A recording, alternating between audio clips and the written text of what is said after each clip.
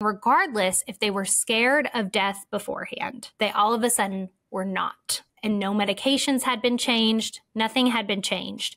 But they would say that they would see their deceased loved ones, and they were calm. And it seems like they do, that they, have one foot here and one foot somewhere else. And it's amazing to be able to sit with patients then. And you can feel it, not something that you can really tangibly say, but I think most hospice nurses would say that you can feel whenever they're in between worlds.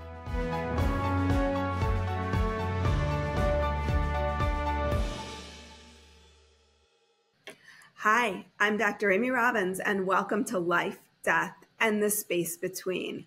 Today is such an honor for me to have Hadley Vlahos on the show. If you have not been on Instagram, then you probably don't know her. But if you've been on Instagram, you for sure know Hadley. Hadley is a registered nurse. She has incredible stories that she shares and TikToks that she does all about hospice care and helps you get very, very comfortable with the idea of death and dying.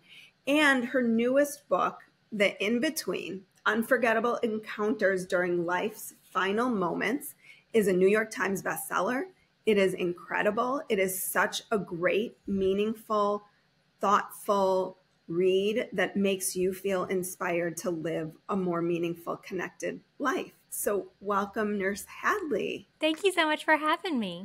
I am so excited to talk to you. First of all, let's start, before we dive into the contents of the book, let's start with how, as a young single mom, you got into hospice care. Yeah, absolutely. So I originally had gone to college, university, to be a writer. And then at 19, I got pregnant unexpectedly and said, okay, well, that's not going to cut it to support the two of us. So I started looking at careers that within a reasonable time frame I could provide for both of us. And nursing definitely fit that bill.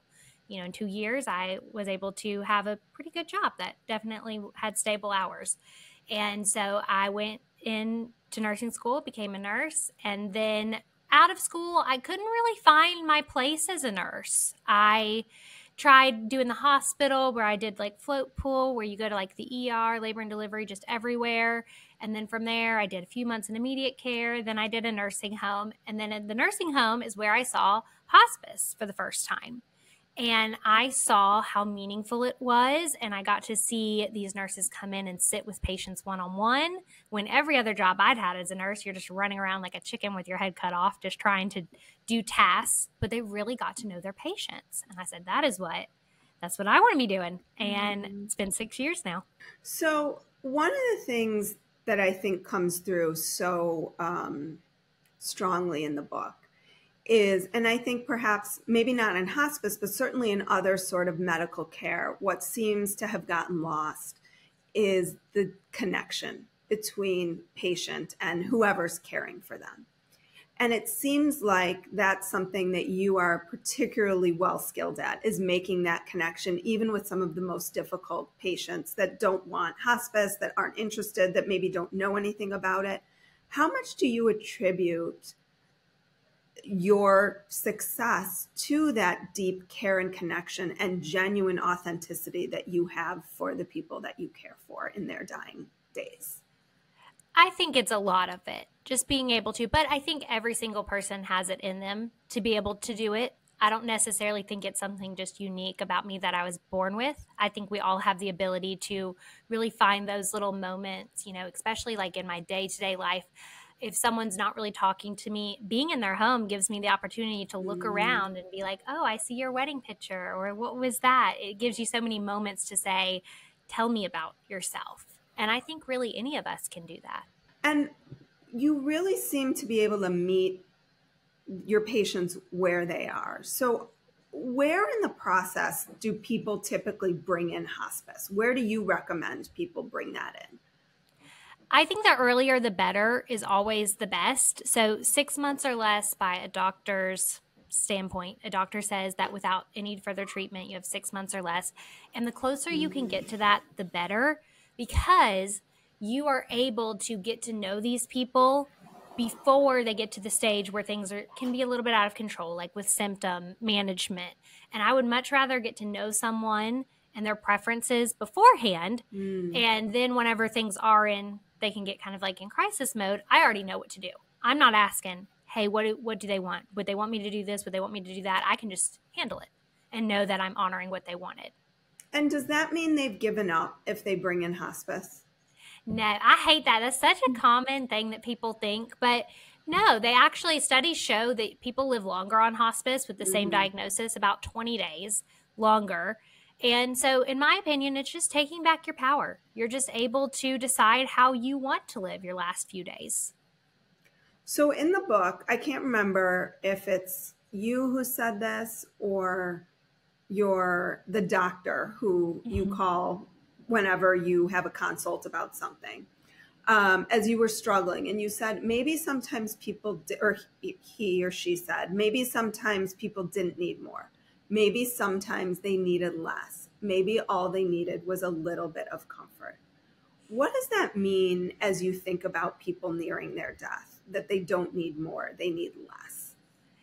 I think it means so many things, but in our culture, we just don't really we're not quite to the point now where we understand that dying is natural and normal, and it is okay to just be at home and comfortable and surrounded by loved ones and to just go through that process. You don't necessarily always need to be going to the hospital or doing the next experimental treatment. But like you said earlier with the giving up, people attribute that they don't love their loved one if they're not trying everything that they possibly can to keep them here. But in reality, just giving them some comfort at the end can really be one of the kindest things that you can do for your loved one. How did you choose the characters in your book? I mean, you've been doing this work, I don't know when you started the book, let's say 2.5 years ago, maybe. Yeah.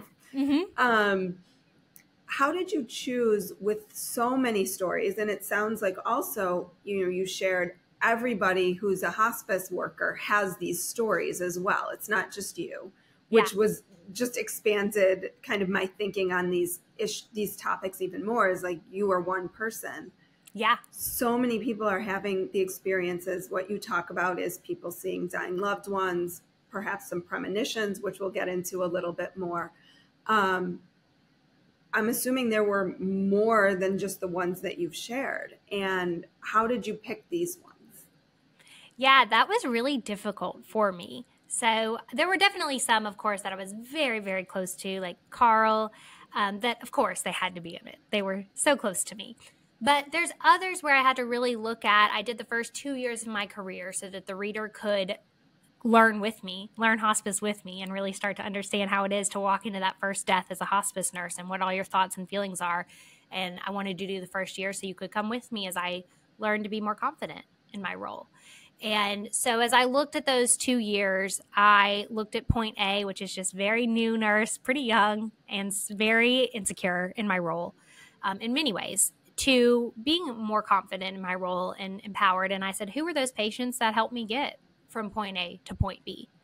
And it made it much more clear that there were definitely some people who helped me believe in an afterlife, that helped me feel more confident in my role, who helped me personally, like Elizabeth, with telling me to eat the cake, and overcoming those obstacles just to be a better person, which made me a better nurse. And how do you, or it seemed like early on, you took more of the work home with you. Yes. What does that look like now? I mean, I so resonated with that as a therapist, because I feel like I've been working clinically with people for over 20 years, or almost 20 years, I think. And I'm like still trying to undo some of the early work that I feel like I took home with me that's still living inside of me in some way.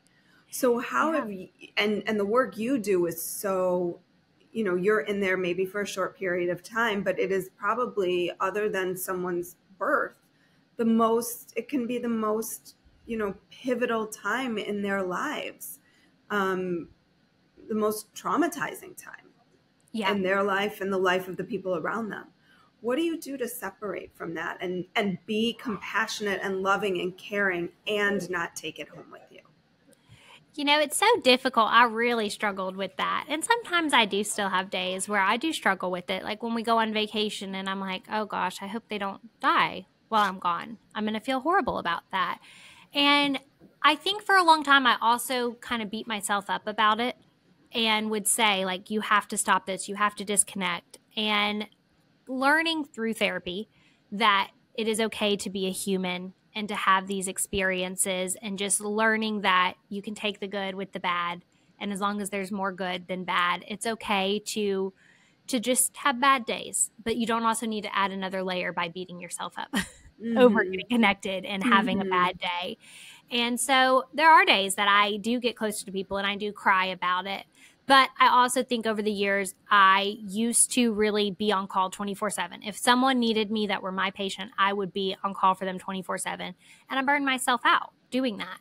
And so now I've had to learn that I can trust my team, and I can trust especially the on-call team, that they are very competent nurses, which they are, and they will care for them the way I would care for them.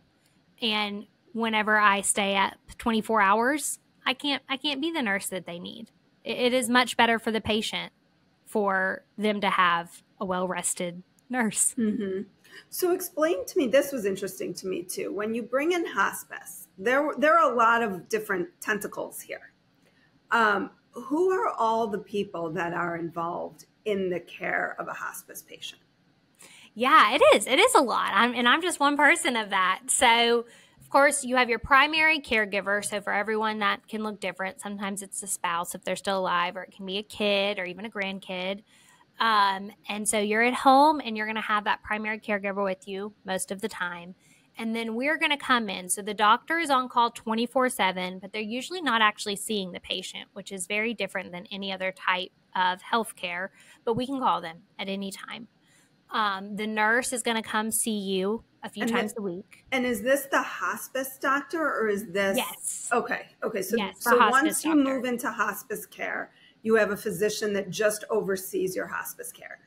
Yes. And people can choose to keep their own doctor, and we'll call them first. But of course, they don't have the expectations to be on call 24/7. Right. So we have both in that case. Okay. So we'll always try to call your doctor first if you want them. But we have to have our doctor in case they're not answering the phone at 3 a.m. because our doctor is required to. Gotcha. So we have that. And then you'll get a nurse case manager is what they're called, which is what I am in the book. And they are responsible for making sure that everything goes smoothly and that everyone is coming, and that if you have needs, that they are met. And then we have chaplains who come visit you at the home if you want them. Not everyone does, but they can help you no matter if you have religious beliefs or no religious beliefs. We have social workers that can help with any kind of thing, such as going into a nursing home or any kind of financial assistance that you might need. And then aides who are also wonderful. They will come help give baths or change your clothes, and they'll come a couple of times a week. And we all just kind of work together and you make sure the patient's taken care of. But your nurse case manager is in charge of everyone, not like a manager, but they manage you. Gotcha. And then does the social worker do any sort of therapeutic work, or just more case management work? I would say it's more case management. They will fill in if they refuse a chaplain. I've noticed that the social worker will kind of fill into that role. But the best outcomes I see is whenever people, regardless of their religious beliefs, they allow the chaplain to be there. Okay. Because they can be like a friend. We have wonderful chaplains. Yeah, I loved the chaplain in the book. He really seemed like he was a good friend to you. He is. As well, and a really big support. Yeah, he is. So let's move into the fun part, the spiritual part of this book, which it is. I mean, it's a very spiritual book. Starting with your pregnancy and what happened when you went to church with your mom unwillingly, can you take us through some of the spiritual experiences that you had throughout your life, and how did that differ from how you were raised?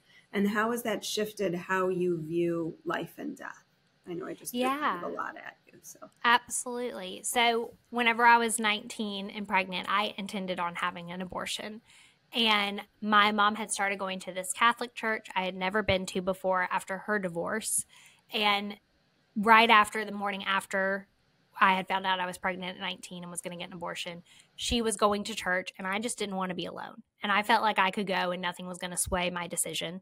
So I went, and the priest got up there and basically said, I need to talk to someone in here today. I'm being moved to tell someone that I understand that you want this picture perfect life, or what a picture perfect life looks like to you, which is getting married, doing everything the traditional way, the white picket fence. And he said, that's not what God needs you for. And you need to have this baby. This is the life that's intended for you. And I was like, wow, that's just crazy. And I didn't, I think a lot of people think like, oh, all of a sudden I changed my mind. And that's not really what happened. And I think that's kind of how it is for most people. I just it put doubts in my mind as to whether or not I should do it. And, every day I would go to call and I'd just be like, maybe things will be okay. If I have this baby, maybe it will be okay.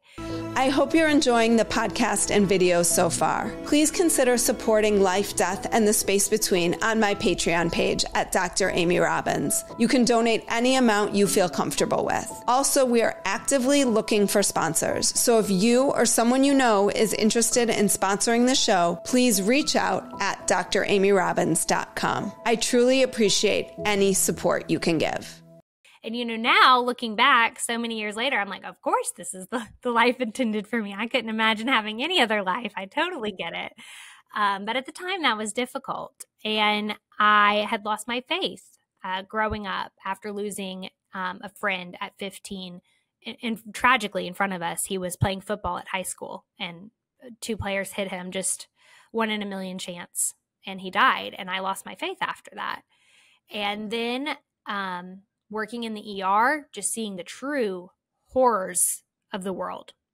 I had a ER nurse tell me, no one in here believes that. We don't believe in someone who, we don't believe in a God who allows things like this to happen.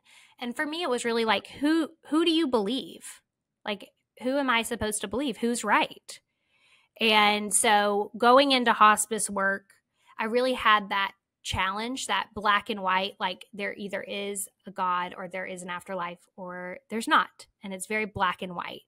And I really had that challenge because all of my patients, regardless of their religious beliefs, were having the same exact experience, which is that their deceased loved ones come to get them and they feel at peace with it before they go.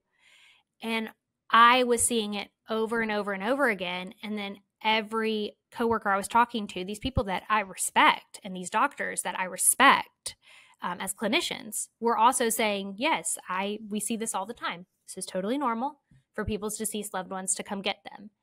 And then these patients that I had grown to love and trust were telling me that their loved ones were coming to get them. And regardless if they were scared of death beforehand, they all of a sudden were not whenever their loved ones. And no medications had been changed. Nothing had been changed. But they would say that they would see their deceased loved ones, and they were calm and at peace. And so for me now, that's one of the reasons I call my book The In-Between, because I've switched away from that black and white thinking of either I have to be uber religious, in church 3 days a week, or I'm an atheist, which is basically the 2 extremes I was at. Now I'm just at the in-between. I 100% believe in an afterlife. I believe that our loved ones come get us at the end and that we're at peace. But I don't necessarily have to be extreme one way or the other. Mm-hmm. Mm-hmm. Do you have a sense for why do you think, I guess, that science hasn't embraced this in this way? You're talking about not just you again, but every single one of your colleagues. And let's just multiply that out, right? Like not just your colleagues, anyone in hospice who has seen this. Is there a medical explanation for it? Because I've heard some people say that it's the release of DMT that happens in the end that allows for that hallucination, it's been called. But how do you understand it and explain it?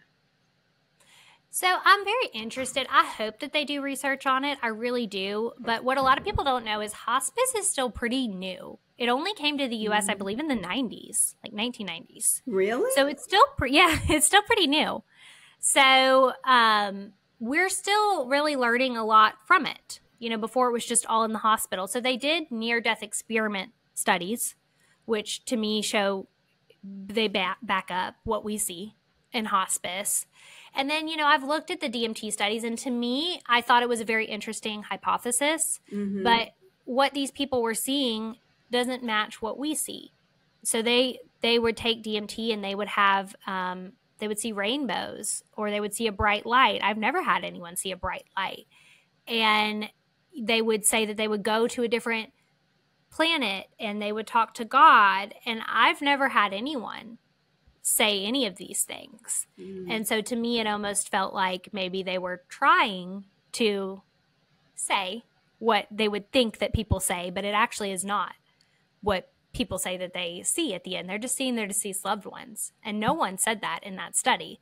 So to me, I was like, okay, well, DMT does that. I don't discount that DMT makes you have hallucinations, but I don't necessarily think that that's what's happening in hospice situations. Got it. Have you ever had a shared death experience with patients? I have not. Okay.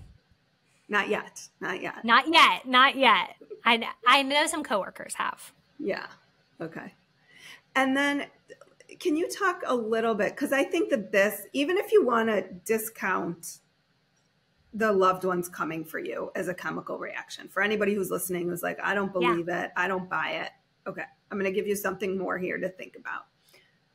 You had 2 experiences, and I'm sure that there were more, of your patients seemingly having a premonition about something that happened after they died. Can you describe those experiences and how you understand each of those? You can just pick one if it feels like too much to talk about too. Sure. Yeah. So the more the more profound one in my experience was a patient that I had with Alzheimer's, name's Edith, who I thought was just having like sundowning with Alzheimer's. She was just having anxiety. And I was called over to the home, and she thought that her bed was on fire. And so I'm trying to give her medications that we would normally give, and it just was not touching it. And I was starting to panic. The patient was panicking. She said there was a fire. She was freaking out and crying. Husband was just feeling very overwhelmed with caregiving. And I actually, after I had called the doctor 3 times, we had given her medications, and we were really maxing her out. I called one of the hospice nurses who's been a hospice nurse for a very long time and said, what do I do? And she said, what's going on? I said, she thinks her bed is on fire. She said, well, move her bed. Like, it's the most obvious thing in the world. Right. Of course. Just pick up a big bed and move it to another room. And I was like, okay. So I moved the bed, which was not as hard as I thought it would be. You know how those fake wood beds are looking more real than I thought they would. It wasn't as difficult as you would think it would be. So I moved it to an empty room that they had that they didn't use down the hall. And that was that. She was fine. And I was like, okay, well, that worked. So, which for one thing did teach me that sometimes you don't need to always just give medications, which is really what I thought at the beginning. Sometimes it can be something simple. It's just like, oh, there's a fire on your bed. Let's move it away. And that seems so simple whenever you think about it. So we did that, and she was fine. She went on. She ended up dying a couple of months later, just very naturally as expected.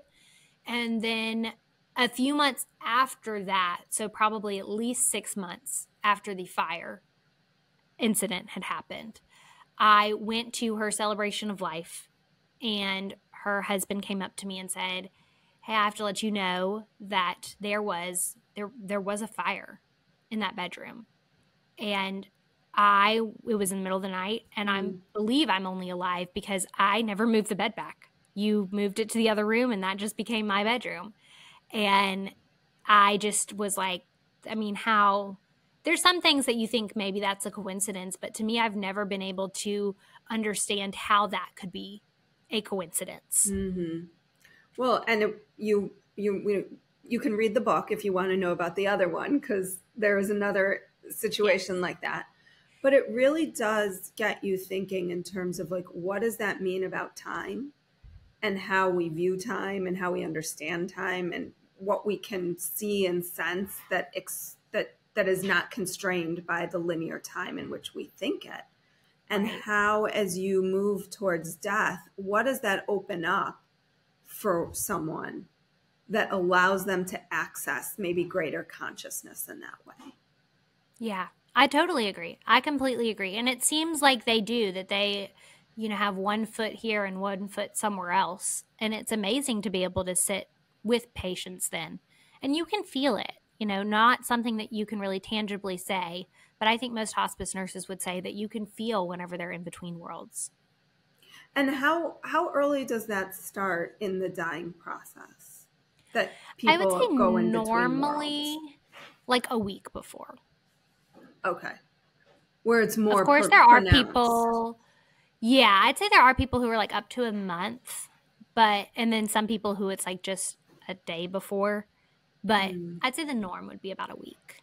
So if someone starts seeing loved ones and things like that, usually you're getting very close. Yes. And then normally we'll see people, they will sleep more and more. It's very gradual. A lot of people think it's not, but for the majority of people, not everyone, but for the majority of people, it's very gradual. They'll just be awake only a few hours a day. And usually when they're awake for about 5 or 6 hours a day, that's when they'll start to see the deceased loved ones. So they'll tell us when they're awake that they are. And then sometimes I'm not seeing them. Their family members are just telling me. When they're awake, they're seeing their deceased mom or whoever it is. And so we'll start to see that. And then it just one day you realize, oh, it's been 24 hours and they haven't woken up at all. And you realize that they're in a coma, and then they usually die from there. Mm-hmm. Do you also see the terminal lucidity? Yes. So I just interviewed someone on terminal lucidity as well. So does that and the loved ones typically go hand in hand? They can, and then sometimes they're a couple of days apart. Okay. Because the terminal lucidity, in my understanding, is also really close to death when people are get really close to the actual usually within that week time frame too. And sometimes people don't. I've seen very pronounced ones, like the one who got out in my book, who got out of bed and walked, who was seeing his deceased loved one at the same time. So those did go hand in hand. But sometimes it's not until they die that you're like, oh, you know what? Like they had been their normal self, and then all of a sudden they wanted to get out of bed for the first time in months and come sit in the living room and talk to people and eat some ice cream. And you don't think anything of it. And then you realize that they kind of went downhill quickly within a week after that. And sometimes people don't realize that is that surge of energy until afterwards. So have you ever received any signs from patients who have died? Yeah, I think I get them all the time, actually, especially if I ask for them. So sometimes I feel like I need them. I was having a really hard time when I was writing the book about Carl, who is one that I was very close to. And his sign in the book was bluebirds. And I just felt like this is such an important story. And am I even the one to tell this story? Am I doing it justice? Would he be proud of me? He was like a grandfather to me. And I actually had a bluebird come sit next to me on the ledge while I was thinking all of this. And I was like, wow, okay. All right. I guess I'm doing a good job then. And then just maybe 6 months ago, I was really, really missing a patient who always had really good advice for me. And I asked her for a sign. She was very into gardening. And I basically said, like out loud, can you send me some flowers today? And my last patient of the day, I had not gotten anything all day. And I was like kind of disappointed. And then my last patient of the day, as I was leaving, about to go home, my patient said to her husband, hey, honey, will you please give her one of those flower clippings? So amazing when that happens in that way. And it never shows up for us exactly how we think it will. Yeah. But it does. It shows up. They do. Yeah, absolutely. What about from your mother-in-law? I think we had a daughter about a year after she died. almost exactly actually. And she is basically her. It's the craziest thing I've ever seen. Really, she looks just like her and she acts just like her. And I feel like we were sent her to be reminded of her. She had a very unique personality where she was very leadership qualities is what you would say instead of bossy. Yes. But very bossy. Yes. But extremely loving. Really goes out of her way to really say how much she loves you. And our daughter is exactly that way. And I have never met anyone else just like that. And it is incredible. So I believe that we get her every single day through our daughter. What are, other than eating cake, Yeah. what are other regrets of the dying you've heard? I hear a lot about the way people spend their time.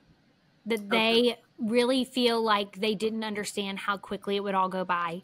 And, you know, the cliche, like hug your babies tight. I do hear that a lot, that they just didn't understand how quickly those 18 years would go by and that they would really give up anything to just get one day to go back.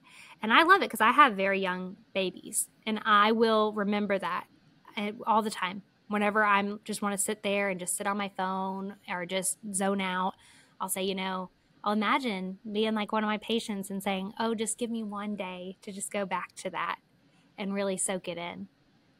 They say that, and a lot of caring too much about material things. I hear that a lot. And really at the time, so when they first started telling me this, I was like, okay, you don't need any material things at all. And I was like, okay, so you just, yeah, like I get it what you're saying. And I understand it better now after spending enough time that that's not what they meant. They meant don't go after the very short term happiness.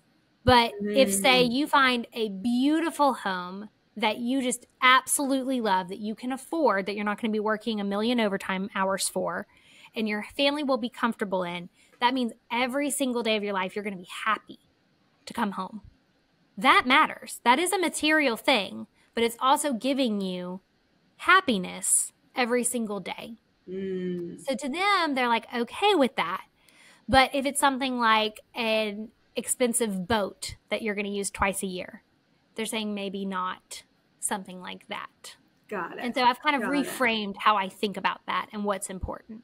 Well, and I think it's so important to think like, you know, not all material things are bad, right? Yes. And I think some people would go that route of like, you don't need anything. But it sounds like your experience of it was, if there's something nice that you are really going to enjoy, yes, then treat yourself and enjoy it. Yes. Don't just consume for the purpose of consuming and perhaps for the purpose of what others will then look at you as. Yes, more about exactly. what you like, pay attention really to what it is you want. Yes, that exactly. will enrich your life in a connected, deep way. Yes. And I think it's hard to find that balance. And like you said, at first, I just was like, oh yeah, I don't need anything. I get what you're saying. But that's not what they mean.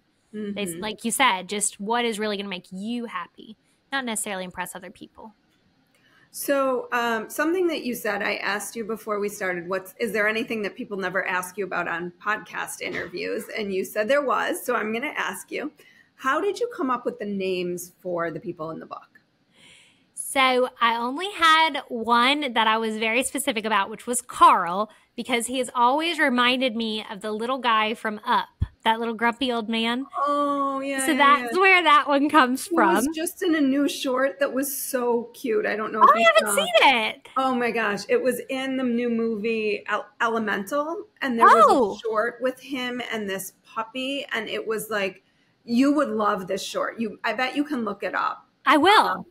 It's about a man and his dog and his wife who died. Oh, I'll cry just talking about it. It was so, my friend and I we took our boys to see the movie, and we went, and the two of us were sobbing at this little short. So I'll look for it too and see if I can send it to you. But yeah, absolutely. Okay, so Carl was them.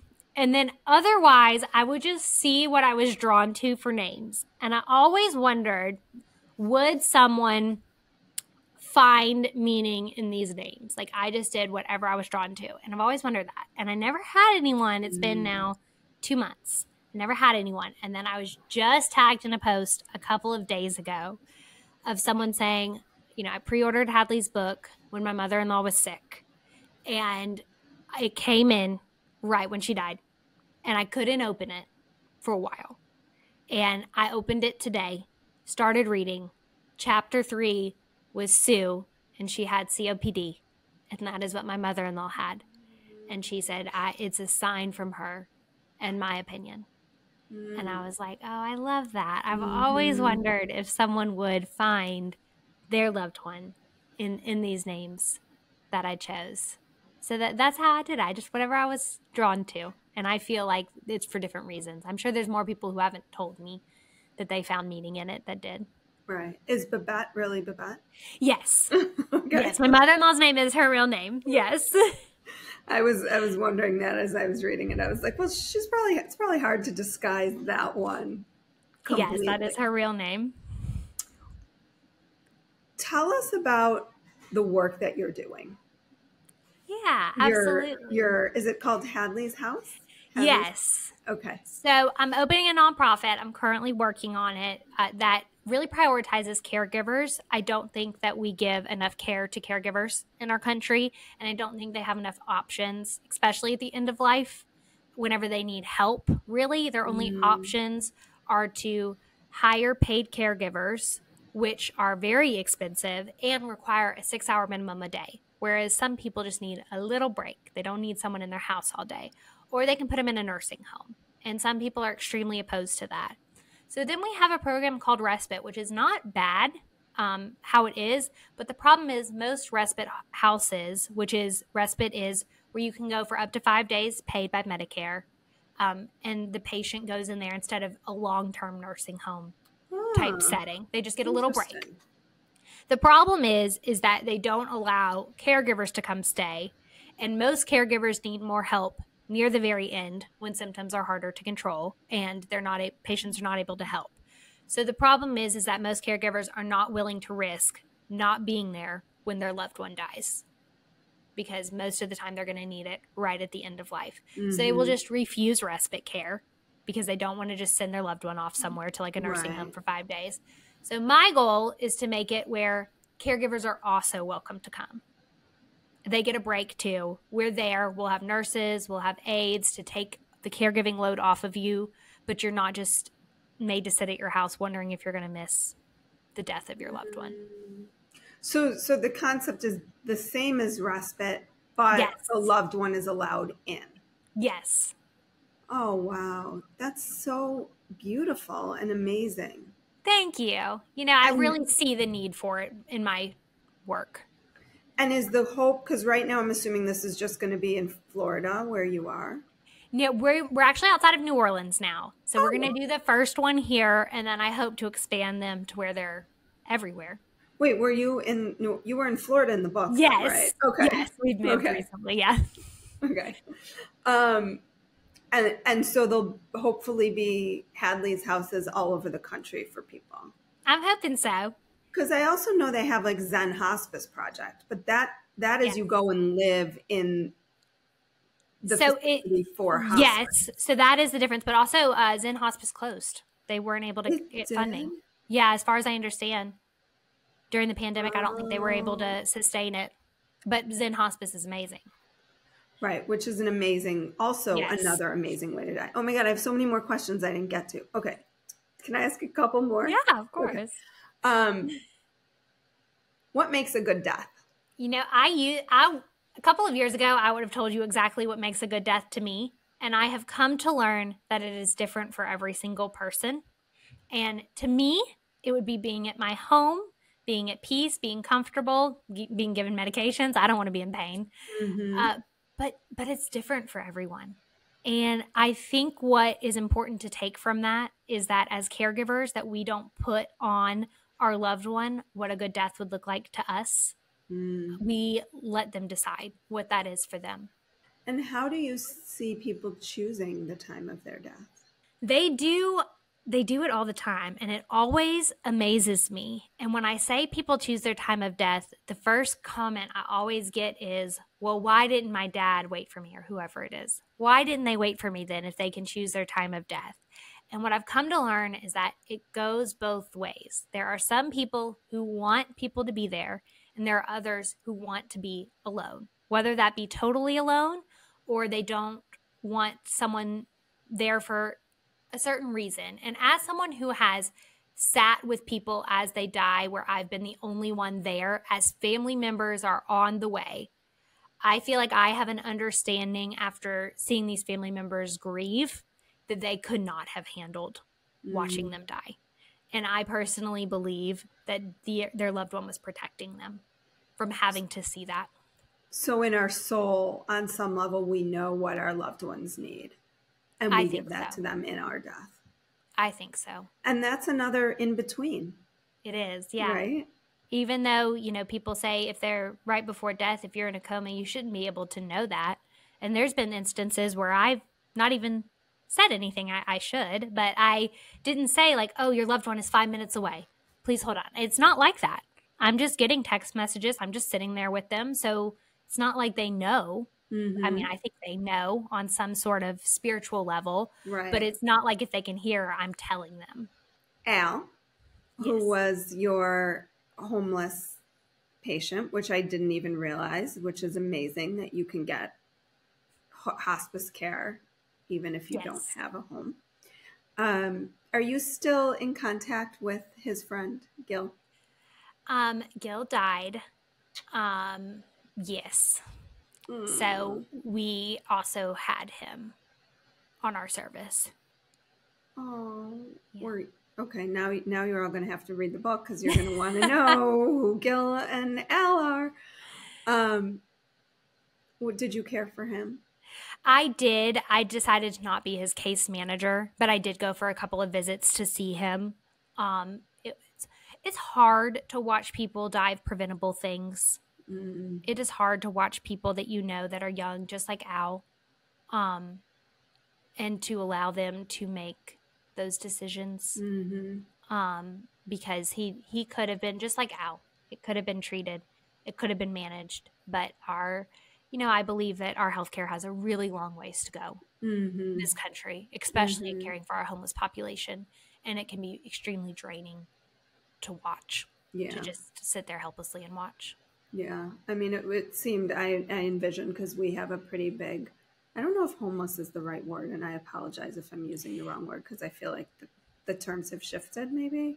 I don't know. I just watched a video of someone recently, because I would have also changed who is homeless, who said, please don't say that I'm unhoused. I'm not unhoused. I'm homeless. They said it's a little bit offensive to try to minimize what it is, because it's serious and I want it to be taken seriously. And that's why I've continued to say homeless. Okay. So another in between, perhaps. Yeah, exactly. Yeah, I'm sure different people feel differently. But I think I was just imagining you. We have like tenement housing tents all around Chicago, under the bridge and things like that. And, when I get off the highway, I often see people, and it just made me think, like, is this the conditions in which you are showing up to treat people, and how amazing that is. One, that's available. I mean, really, I had no idea that was even available. And and two, that you would go into like that type of space and help someone in that way, and just do what you can to help their end of life be good, better. Yeah, I guess. I really enjoy caring for them, and I've definitely found that they have a community, and they understand that I'm coming to help them. And even if there are certain people that would harm me, there's more people who would protect, make sure that doesn't happen. And I have not felt fearful since taking care of Al for going in those situations. Is there any other meanings to the in-between for you? I think for me, other than just sitting with patients in between as a hospice nurse, what I consider to be this world and the next, I think also the lessons that I have learned being not so set in my ways and my upbringing, and just being really open to just learning and not being, like I said, so set in my ways, just learning from others and all being on this journey instead of this destination. We're all just kind of in between birth and death.